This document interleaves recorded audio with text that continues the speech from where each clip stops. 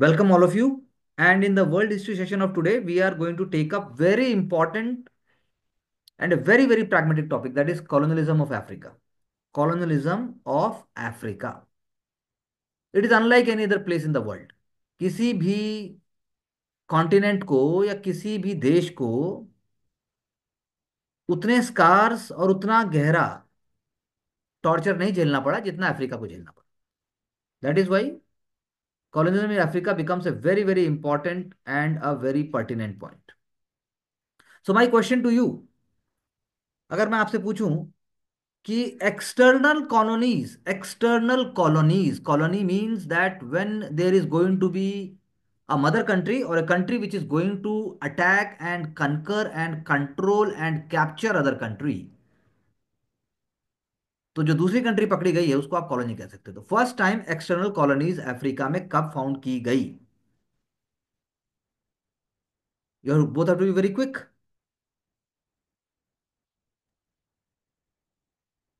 17 18th century के 17th 18th century. And what about you?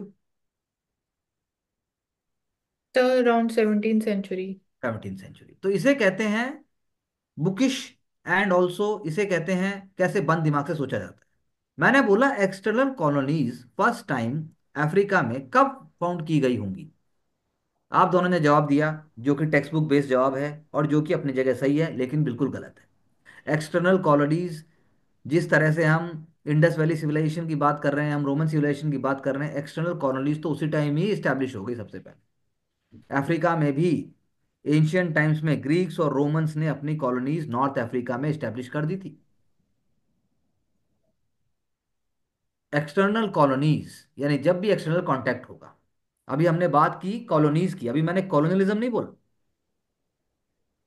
तो यानी कि एक हुआ कॉलोनी, एक हुआ सेटलर कॉलोनी. यानी कि the country coming over there and it is also going to have people of that country going to settle there forever. जैसे चाइनीज हैं आज की डेट में अमेरिका में, आप उनको सेटलर कॉलोनी नहीं बोल सकते. They are migrating.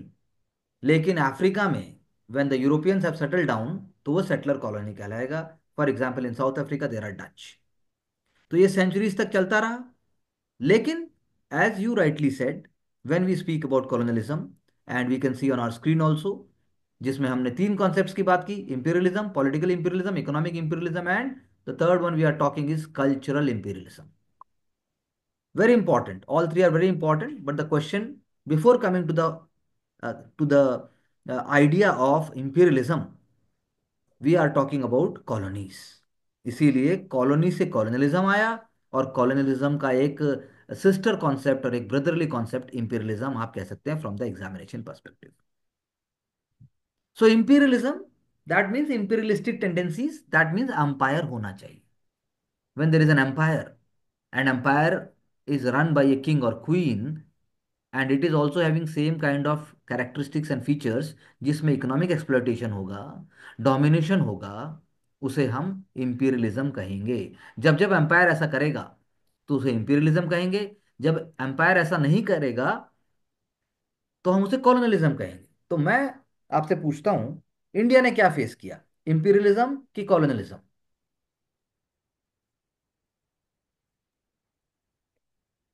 तो I think imperialism he face किया। कॉलोनियलिज्म फेस किया इंडिया ने.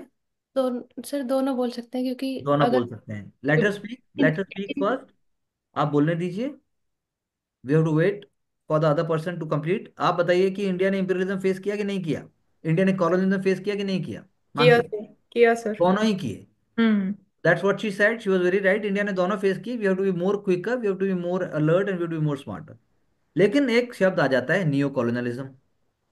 यानी कि American invasion of Vietnam, Afghanistan, Soviet invasion of Afghanistan, जो हमारी स्क्रीन पर भी हम रीड कर सकते हैं, they are suppose to be said to be neo colonialism. और इवन नॉर्थ वेस्ट अफ्रीका में जो फ्रेंच का अभी भी इनडायरेक्ट कंट्रोल या बाकी है, उसको हम कहते हैं नियो कॉलोनियलिज्म और economic colonialism. So Mansi, can you tell me what neo colonialism is? So neo-colonialism, where we see more tendencies towards economic exploitation. That It will is become neo related to colonialism. No, that is economic colonialism. Neo-colonialism, that means colonialism is not there in the same way like the way it was there in colonial time period. That is neo-colonialism. Okay. Neo, that means the characteristics, जो core characteristics हैं वो शायद same है, लेकिन जो medium है या जो विजिबल एस्पेक्ट्स हैं वो बदल गए हैं. So that is why it will be called as neo colonism. Neo colonialism का पार्ट है इकोनॉमिक कॉलोनियलिज्म या इकोनॉमिक कॉलोनियलिज्म का पार्ट है neo colonialism? Mansi. Sir sir new colonism का पार्ट है इकोनॉमिक कॉलोनिज्म, ठीक है. सबसेट। सर इकोनॉमिक का पार्ट हो सकता नहीं है क्योंकि अलग अलग तरीके खुले उसके बाद किस तरह से और चीजें टूट सकती हैं या फिर टेक्नोलॉजी या फिर उनमें डिवाइड हुआ सर। तो दोनों बातें सही हैं, लेकिन ये बात भी सच है कि इकोनॉमिक ग्रोथ या इकोनॉमिक एक्सप्लॉयटेशन जो है वो आज के समय में नियो कॉलोनियलिज्म को रिफ्लेक्ट कर सकती है, लेकिन कुछ और एस्पेक्ट भी हो सकता है. So it's an interchangeable path है, ऐसा हम कहेंगे. So what we can see, competition over resources. This is a very, very important point with respect to how Africa will be colonized. Or even other part of the world when we speak about, then we say competition over resources is a very, very important point because this is a very important element even in the present day. China is an example of mercantilistic policy और mercantile जो एक outreach उसका है, उसके तहत आप बोल सकते हो कि हर कंट्री चाहती थी, European powers they were looking forward to protecting their own resources, और वो चाहेंगे कि उनके रिसोर्सेज को बचा कर बाकी कंट्रीज के रिसोर्सेज को अपने फेवर के लिए एक्सप्लॉइट करें. इसी को प्रोटेक्शनिस्ट पॉलिसी भी कहा गया है. यानी आज के समय में भी we speak about protectionist policies being taken up by for example America. The concept of MAGA, make America great again, when it speaks, it wants to say that we will increase the tariffs, we will increase the amount of freedom which America must have in terms of its existence. तो वो अपने आप को इसी, ये भी एक तरीके का नियो कॉलोनिस्टिक एस्पेक्ट है. So we will see Africa में कैसा होगा. Similarly, technological innovation. Technological innovation, when we speak about the period of Renaissance, when we speak about the period of 17th 18th century, then we see lot of technical innovation was taking place, but only in European states. It is with respect to European states, उनकी उनकी जो geospatial situation है, that is very different from what was the Asiatic societies and even Africa is facing. So the very important and a very basic element to be seen is that how these are going to be the center point for African powers. Ethnocentrism, that means we are going to bring ethnicity or the group of people reflecting certain social traits in center. European race always proclaimed itself to be more superior, more intelligent. So this is also a kind of a tool which was used for subjugation. जो human rights, जो equality, जो humanity की हम बात करते हैं, उसको दरकिनार करके बात ये की गई that we Europeans are more superior because our civilisation is more advanced. Civilisation reflecting technological advancement, and that technological advancement is reflecting कि कैसे प्रिंसिपल पावर जो हम पढ़ेंगे अफ्रीका को जिन्होंने कॉलोनाइज किया, including Britain, France, Germany, Portugal, Spain, Belgium, Italy, and there will be a significant impact on African societies. So the idea of racial superiority, idea of nation state, which was not there in the same way in African societies, which were based on primitive ideas. African chiefs थे, tribal chiefs थे, tribal heads थे, tribal Kings थे, and they all will not be able to understand this kind of a very mechanical, a kind of a very, very what one can say, a very narrow and prejudiced approach. और उसके बाद last में Europeans were also able to bring the idea of religious superiority also. So spread of Christianity, जिसमें David Livingstone and the Belgian king Leopold का बहुत important role था, because they were the one who were spearheading these developments. So Africa का जो socio economic system था, we can always note this point कि Africa का socio economic system was completely disrupted. यानी एक और term अगर मैं कहूं, देयर वर इरिवर्सिबल ट्रांसफॉर्मेशंस, यानी ऐसे परिवर्तन जो कभी भी दोबारा पुराने स्टेज पर नहीं लाए जा सकते। So colonies were maintained for economic exploitation and extraction of natural resources in nearly all African countries of today. इसीलिए हम कहते हैं कि जो नेटिव अफ्रीकन लैंग्वेजेस थी वो पीछे हो जाएंगी, नेटिव कल्चर पीछे हो जाएगा, द प्रोग्रेस वो भी पीछे हो जाएगी। So it is very important to understand that these developments were reflecting a kind of what we can say, a kind of a lack of development। अब बात करते हैं कि कैसे ब्रिटिश ने जब एशिया में अपने आप को कॉलोनियल रूल, कॉलोनियल पावर के तहत इस्टेब्लिश किया था, then one of the important concept and one of the important event I would say was the Indo, or I should say Anglo-Chinese wars। Anglo-Chinese wars, हम Anglo Sikh war पढ़ते हैं, ऐसे Anglo Chinese war भी थे। That was smuggling of opium from India via Calcutta to China, और China से Chinese tea, porcelain, ceramic goods वो आएंगे वापस। Whole Chinese society was getting use to opium, और इसके लिए दो Chinese and Anglo opium wars भी हुए। Do check out the dates कि वो कब हुए और उसका इनडायरेक्ट इम्पैक्ट हमारे ऊपर क्या था। यानी यानी कि इंडिया को कॉलोनी बनाने में भी British were able to use China. So we both were loser, both China was also a loser and India was also a loser. One other term that we are using here is crony capitalism. So capitalism is good, human capitalism is the best, crony capitalism is not going to sustain our society in our ecosystem. Crony capitalism means keeping aside all ethical principles, keeping aside all valuable ideas, keeping aside all social and cultural values. You are only looking forward to own greed and own benefit under all circumstances, whatever the cost is to be. But you have to be the best in terms of economic, military, and also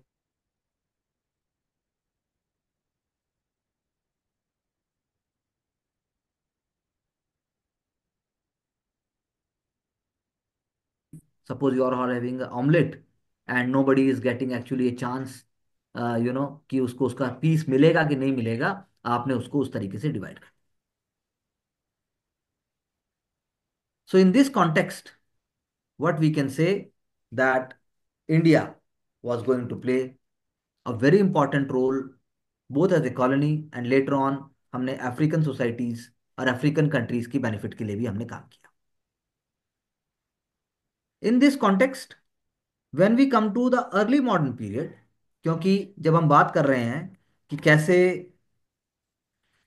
British या फिर बात करें हम America, इस context में कैसे कैसे वो सारी की सारी European powers they are going to create a kind of a network in Africa.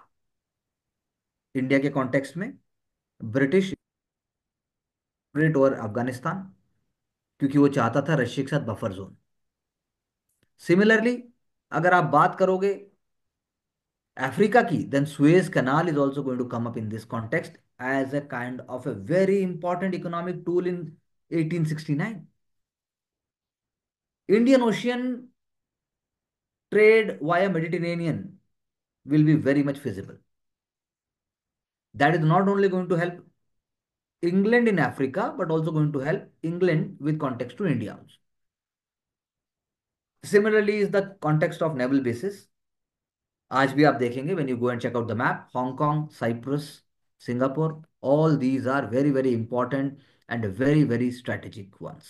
तो हम क्या कहना चाहते हैं, हम कहना चाहते हैं कि early European expeditions, they are going to concentrate upon setting up coastal trading posts. What is the key word is here, coastal trading post बनाएंगे, वो बेस होंगे, और previously uncolonised habitat, previously uncolonized habitats, they are going to be very very important. Can I give you one example for that? Cape Verde, Cape Verde Islands, Cape Verde Islands। एक और मैं example दूं, south Om islands, very important. South Om islands, South Oman principle, they both are very important.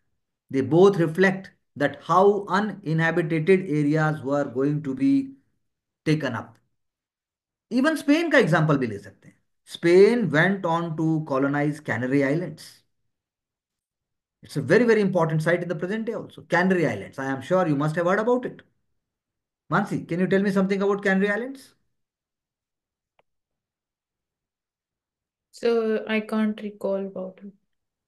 So Canary Islands is a very, very famous, and one can say very important region. If you look in the map, then you will find that it is the first entrance of European settlers colonialism in Africa.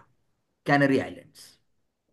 आज भी अगर हम check करेंगे तो Spain के context में, even North Africa के Morocco, Algeria, जब हम बात करते हैं, and then you think about Mediterranean region, then comes into the role of Canary Islands. Very very important, it is a part of hot topic because of international migration and illegal migration and so and so forth, which is a very very important very very important policy issue with respect to European powers, जो कि अब इसके completely against है।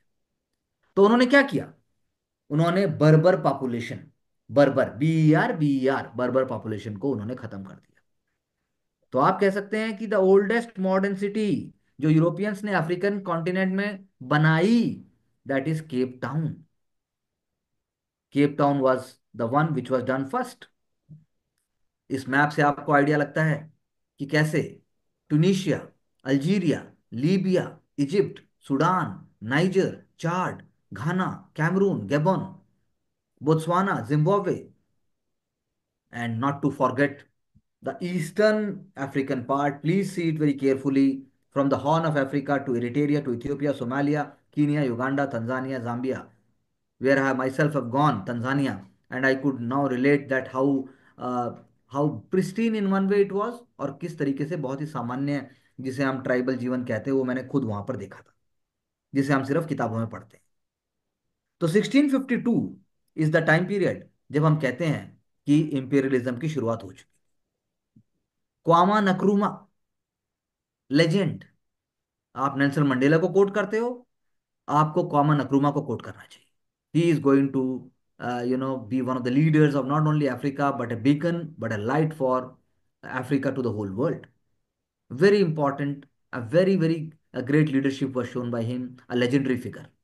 उन्होंने कहा कि कैसे Africa का इम्पोरिशमेंट, जैसे हम यहाँ दादा भाई नौरोजी, महात्मा गांधी की बात करते हैं, उसी कॉन्टेक्स्ट में आप क्वामा नक्रूमा को देख सकते हैं।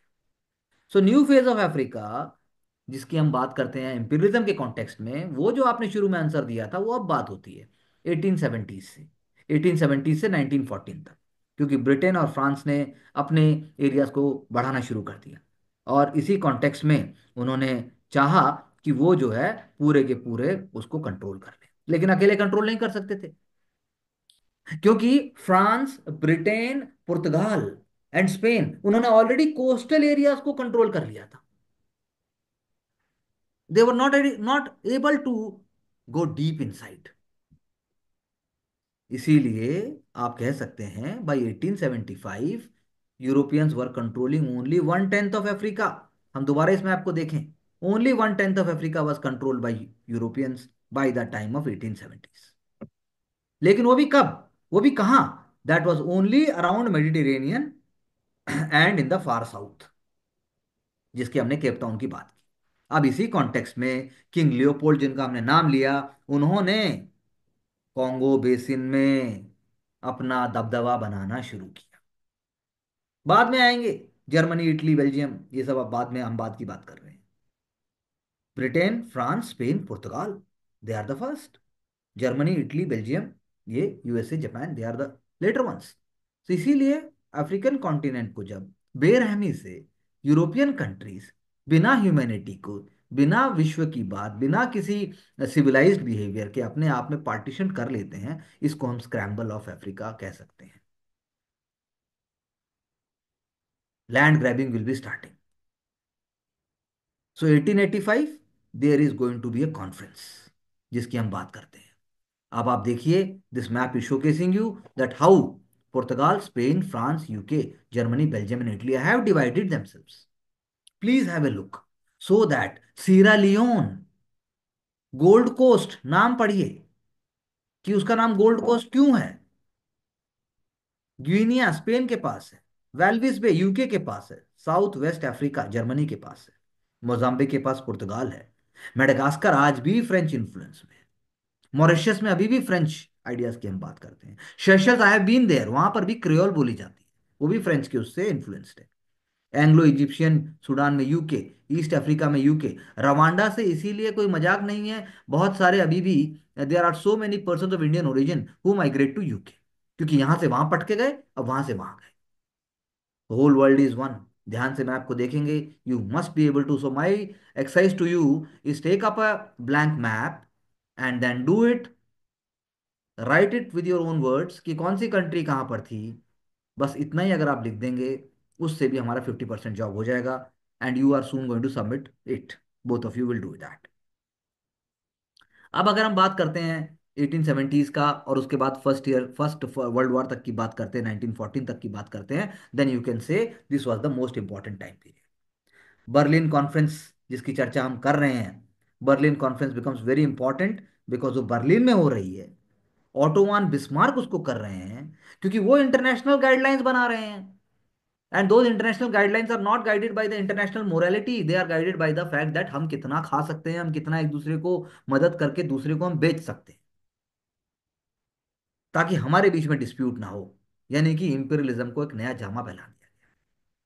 और इसी इंपीरियलिज्म को जामा पहनाने का जो एक बहुत इंपॉर्टेंट टूल है वो है slave trade. Slave trade, if I again go back to this map, then this a transatlantic slave trade is was taking place. If you visualize, because we have purposefully not taken up the map of Europe over here, बीच में Atlantic ocean है, इसीलिए इसको trans Atlantic slave trade बोला गया। Slaves will be taken up from here in Africa and they will B dumped into, say for example, Latin America, and from there plantation, gold, and rest of the stuffs are being taken up and they will be processed further to Europe. So Europe is taking the extract and the cost will be paid by both Africa and Latin America. इसी को new imperialism कह सकते हैं, और second industrial revolution को ये drive करेगा। First industrial revolution को ड्राइव करने के लिए इंडिया ऑलरेडी सेक्रीफाइस हो चुका था। This is the second one which is being taken up.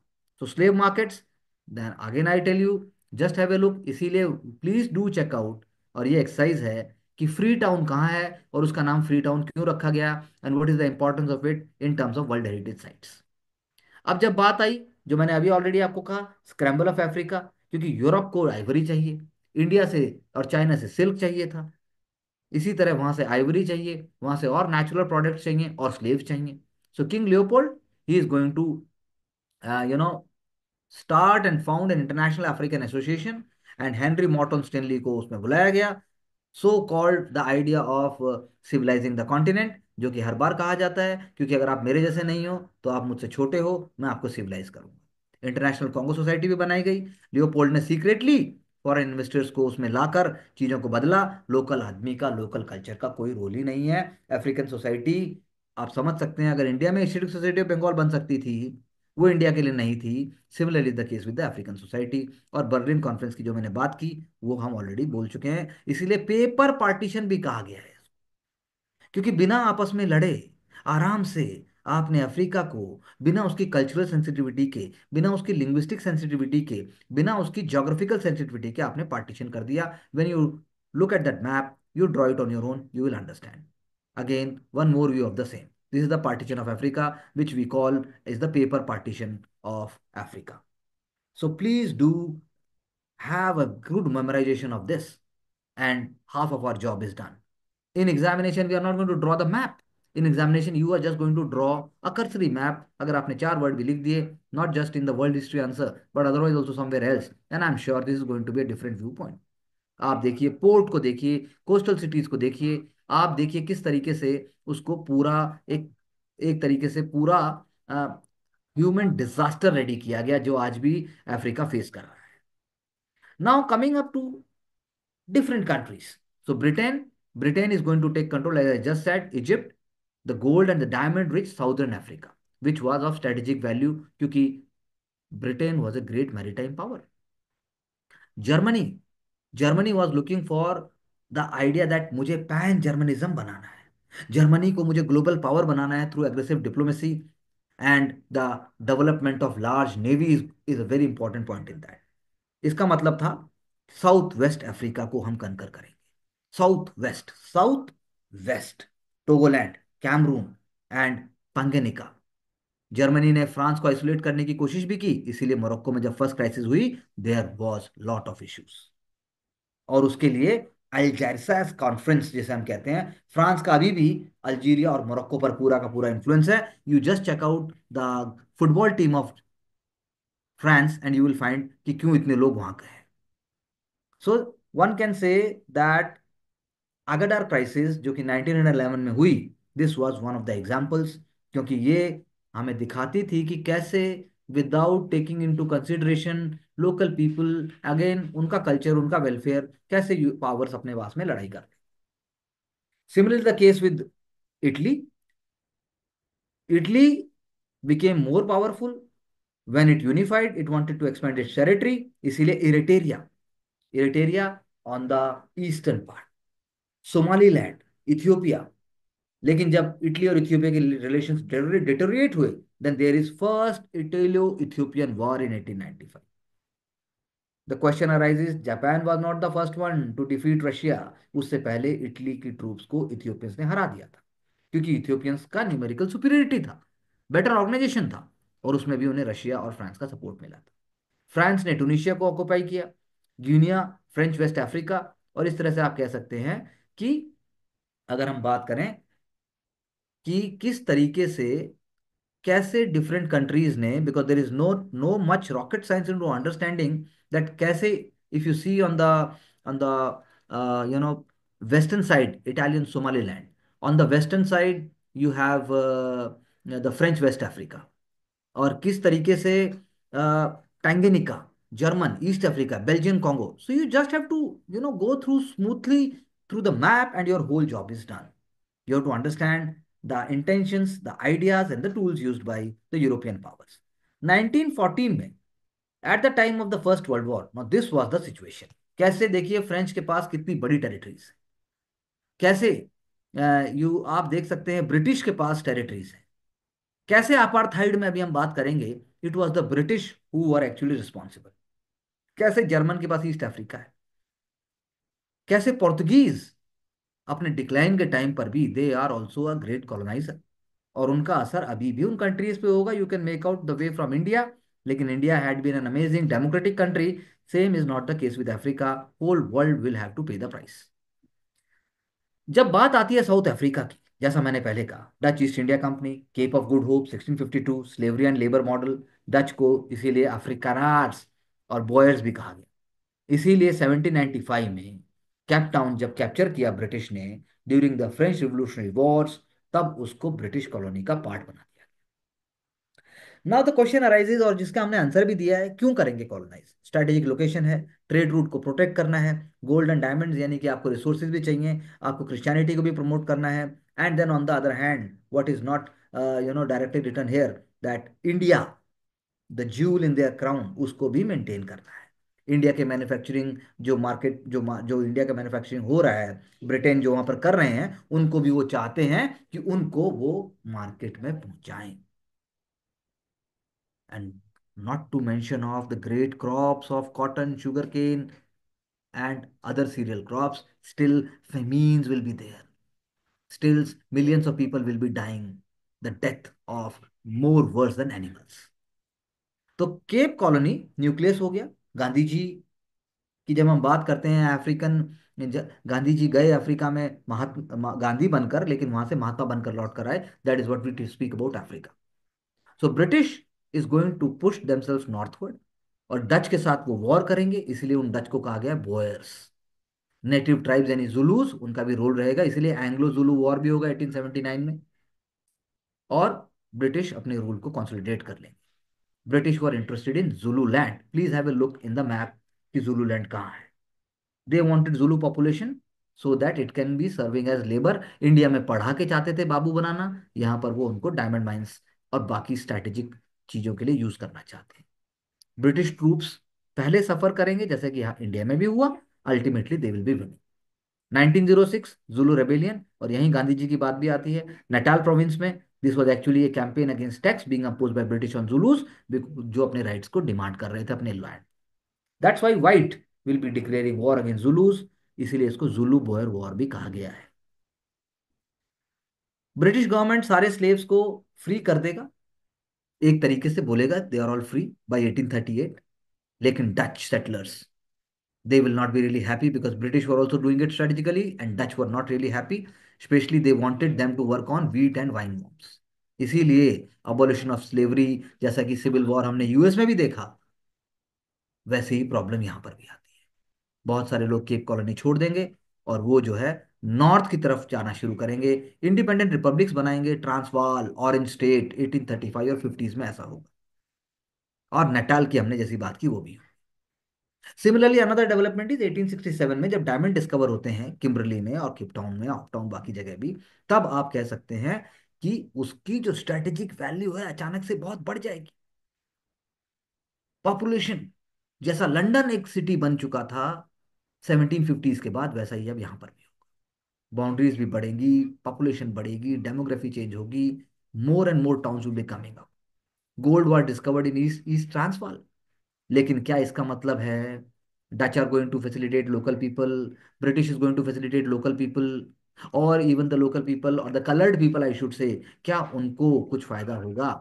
Cheap African labour is central to all this development. और स्ट्रैटेजिक डेवलपमेंट यूरोप का होगा, ना कि अफ्रीका का। फर्स्ट बॉयर वॉर जो कि 1880s में हो जाता है, उससे आप देख सकते हो कि वो भी एक एलिमेंट है डेवलपमेंट का, कि कैसे ब्रिटिश किसी भी कॉस्ट के ऊपर चाहता था कि जो इंटर इंपीरियल वायलेंस, यानी ब्रिटिश और फ्रेंच, फ्रेंच और जर्मनी, इनके बीच में नहीं होना चाहिए। अगर जरूरत पड़ेगी तो वो करेंगे उनके साथ भी लड़ाई, but not at the cost of local people. हमने सिसिल रोड्स का नाम भी बहुत बार पढ़ा है। It is an example of British imperialism. He was instrumental in defeating the Dutch Republic, जिसकी अभी हमने चर्चा की। और डायमंड और गोल्ड इंडस्ट्रीज को कंट्रोल करने की बात थी।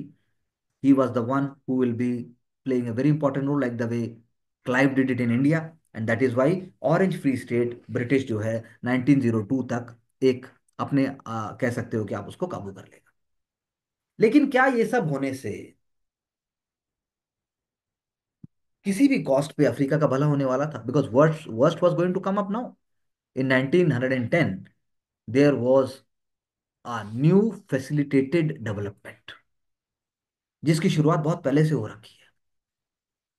क्योंकि 1909 में साउथ अफ्रीका एक्ट के under union of South Africa create हो, यूनियन बना दिया। Transvaal, Orange Free State, Cape Town, Cape Colony, Natal सब उसके पार्ट हो गए। लेकिन this is going to be ruled by white minority. यानी जरूरत पड़ने पर ब्रिटिश ने डच को सबड्यू किया, लेकिन अपने साथ फैसिलिटेट भी कर लिया, यानी Boers, Englishman, Europeans, they all are now the rulers. Trade tariffs भी सेटल कर दिए, बाउंड्रीज भी सेटल कर दी। आपने ट्रांस अटलांटिक ट्रेड भी सेटल कर दिया, सब कुछ सेटल हो गया, लूटने का पूरा सौदा सेटल हो गया। जब हम इंडिया की बात करते हैं, if there was an economic colonialism in India, this is another aspect of the same thing in Africa. 1931 में जब यूके इंडिया से जूझ रहा है, तब वहां पर फुल्ली सोवरेन आपने उसको पास कर दिया और कहा कि जो ब्रिटिश गवर्नमेंट की जो पावर्स हैं वो अबॉलिश हो गई। आप ऐसा कह रहे हैं, लेकिन ऐसा होगा नहीं। 1961 तक आते आते जब यूनियन ऑफ साउथ अफ्रीका बनता है, नया कॉन्स्टिट्यूशन भी लेता है, और उसके बाद वो प्रेजेंट डे अफ्रीका बन जाता है। लेकिन ये सारे प्रोसेस में एक बहुत ही अहम रोल है लोकल पॉपुलेशन का, जिसने अपने कल्चर को, जिसने ह्यूमन वैल्यूज को बचाने के लिए बहुत कुछ झेला। क्योंकि जो चीजें, if you are going to write in your answers that African apartheid is not going to be practiced by 1948 और 54, नई पॉलिसी अभी नहीं आई है ये तो institutionalization of racial segregation discrimination which was always visible, now it became very apparent. It was introduced to secure racial purity of the whites. Black और white के बीच में सेग्रीगेशन हो गया, सेपरेट टाउन्स हो गए, सेपरेट स्कूल्स हो गए, सेपरेट मार्केट्स हो गए, सेपरेट सोशल लाइफ हो गई, रेजिडेंशियल एरियाज भी होंगे, बस भी, कोच भी, चर्चेज भी। Black went to separate schools, और उनकी एजुकेशन भी इंफीरियर होगी, रेशियल क्लासिफिकेशन रहेगा, मैरिज, सेक्सुअल रिलेशंस भी फॉरबिडन थे। Just think about it, Bantu self government of 1959 was set up to call Bantu land, जहां पर ब्लैक पॉपुलेशन क्रैम्ड हो जाएगी, यानी it is a slum around the high rises of Gurgaon और high rises of Mumbai. ये एक तरीके का धारा, कोई,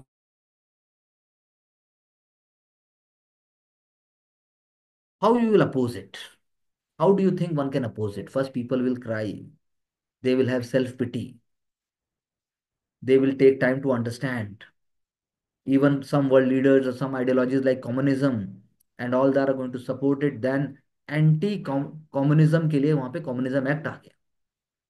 Strikes are forbidden.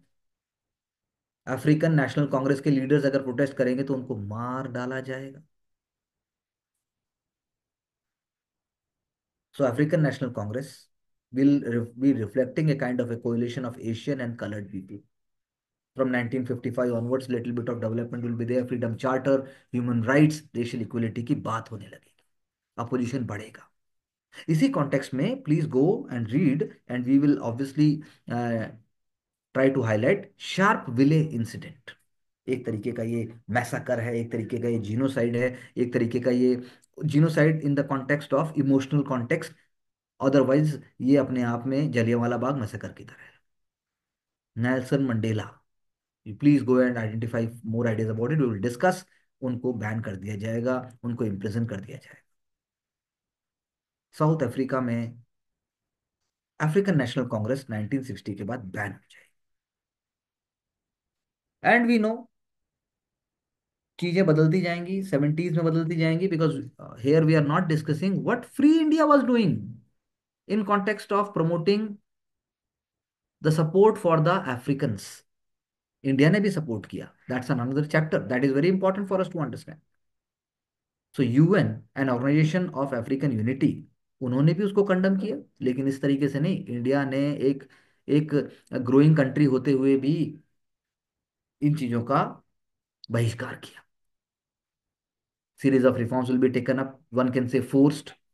धीरे धीरे ब्लैक्स को अलाउ किया जाएगा, ट्रेड यूनियन बनेंगी, लोकल टाउनशिप काउंसिल में उनको अलाउ किया जाएगा, sexual and marriage relations will be allowed. But आप कह सकते हैं कि अभी भी डिस्क्रिमिनेशन होगा, इसीलिए आज भी अफ्रीका को रेनबो नेशन कहते हैं. There will be growing criticism, we know that. 1980s के बाद चीजें और ज्यादा होंगी, and all other countries around South Africa वो अपने भाइयों के लिए लड़ेंगे. And that is why economic recessions and other kind of issues will be forcing, क्योंकि वाइट इमिग्रेशन धीरे धीरे कम हो जाएगा. It will be remaining around 16%, and black population is, और you can say the native population is about to be 84%. Bantustan fail हो जाएंगे, poverty होगी, करप्शन होगा, सोशल एनार्की होगी. कोई फॉरेन गवर्नमेंट उनको इंडिपेंडेंट स्टेट या जेन्युइन स्टेट की तरह रिकॉग्नाइज करने की बात सोच भी नहीं सकता. तो यूएसए की जब हम बात करते हैं, सिविल राइट्स बिल की बात करते हैं 1964 में, जिसने गारंटीड राइट्स दिए, voting rights to black, racial discrimination in public facilities were illegal, it will also be having impact in Africa. इसीलिए हम कहते हैं 80s के बाद 90s में, और इंडिया का रोल भी इसमें था. डेस्मंड टूटू, जिनको इंडिया ने भी रिकॉग्नाइज किया और ऑनर किया है, वो अपार्थाइड पॉलिसी को एंड करने में मदद करें. President F W de Klerk, very important gentleman, 1989 apartheid completely चला जाएगा. टॉक्स होंगी अफ्रीकन नेशनल कांग्रेस और गवर्नमेंट के बीच में, और whites will be, they will be assured to be safe under the black rule. See the irony, और last में आज भी हम ये नहीं पढ़ते हैं कि वाइट्स का अत्याचार हो रहा है, अत्याचार तो ब्लैक का ही हो रहा है। सो इन दिस कॉन्टेक्स्ट जब आप western and central Africa, Congo और घाना की बात करते हो, वो भी इसी कॉन्टेक्स्ट में। बेल्जियम ने कॉन्गो को एक्सप्लॉइट किया, वहीं दूसरी ओर ब्रिटिश ने नाइजीरिया के पार्ट्स को ऑक्यूपाई कर लिया। वेस्ट अफ्रीका की जब आप कंट्रीज को देखते हो, तो गैम्बिया, गोल्ड कोस्ट, सीरा लियोन, ये टेरिटरीज भी अपने आप में कभी डेवलप नहीं हो पाई आज भी। That is why we talk about Saharan, we talk about sub Saharan, we talk about you know civil wars in Africa. These are the root causes.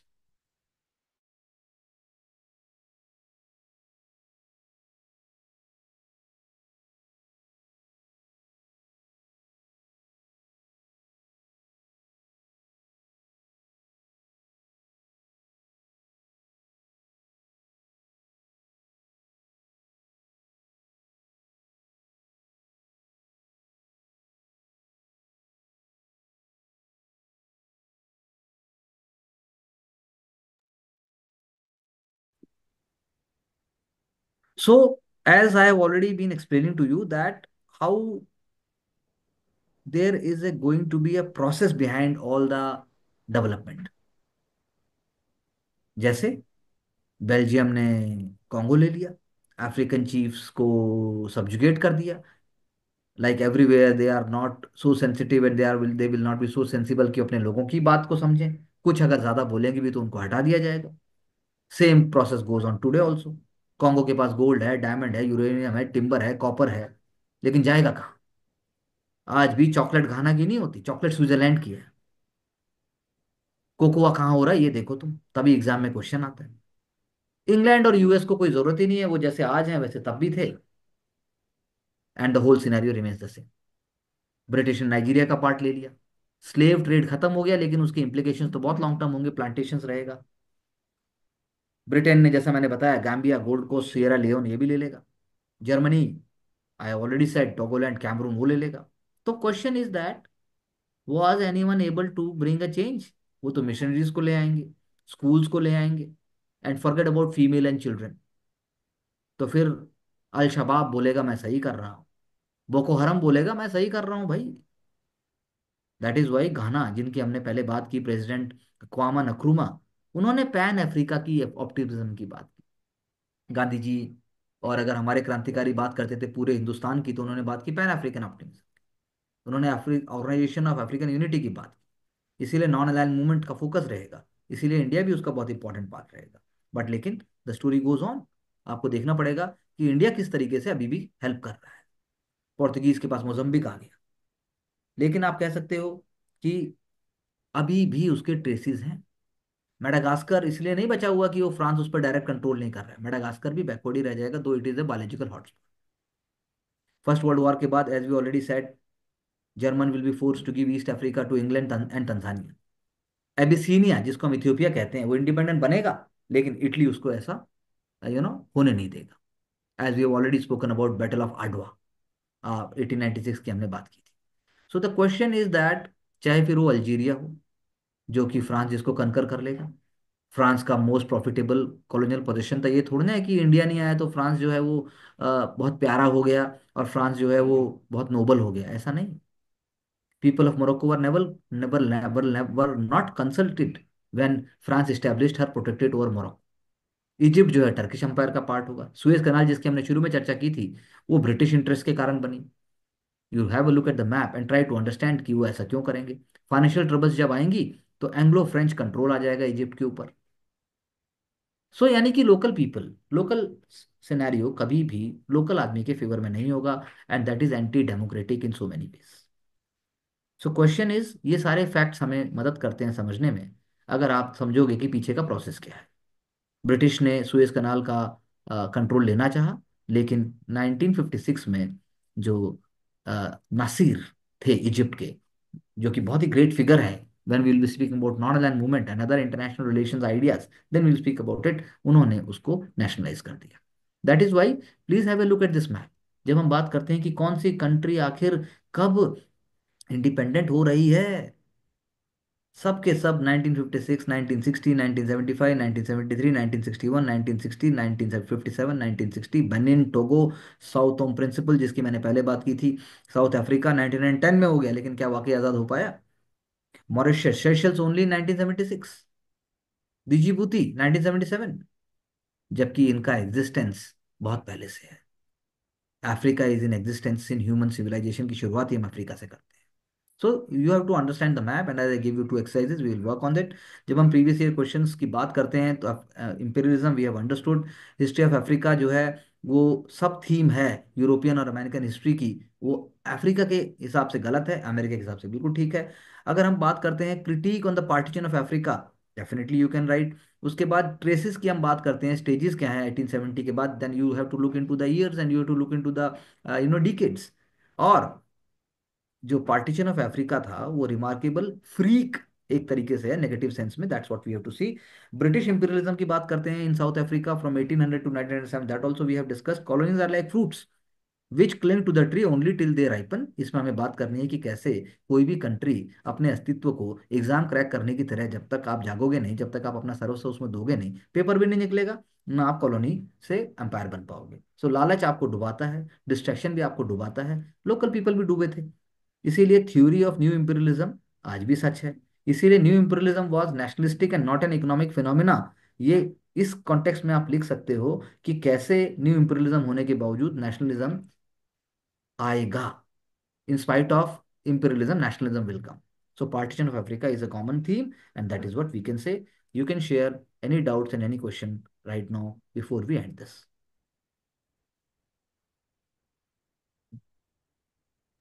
तो डाउट्स एंड क्वेश्चंस तो नहीं है, but it brought more clarity. So important points ये, एक तो पूरी journey जो है that needs to be clear, and importance of map sir.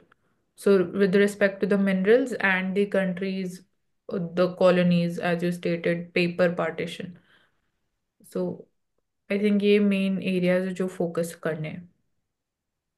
आप बताइए। सर कोस्टल एरियाज के ऊपर की कंट्रीज को देखते हैं हम कि कौन सी कंट्री ने रूल किया, तो उन सब के ऊपर फोकस कर सकते हैं। और सर नेवल पावर देख सकते हैं कि उन्होंने नेवल पावर तो अपनी रखी, लेकिन जब लैंड के ऊपर रूल कर रहे हैं यस। वहाँ तो के लोगों को। फॉर जी all sir. Of you I would say कि आज के अफ्रीका की क्या वैल्यू है ये आपको समझ में आएगा जब आप देखोगे कि कैसे फ्यूचर में उसको जोड़ने की बात है, कैसे जापान और इंडिया एक इकोनॉमिक कॉरिडोर की बात करते हैं अफ्रीका के लिए।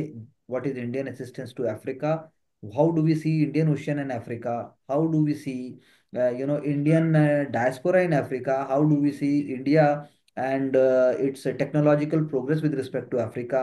And as I just said 22nd century Africa की होगी कि नहीं होगी, धरती रहेगी तो हो पाएगी, वो भी नहीं हो पाएगी वरना।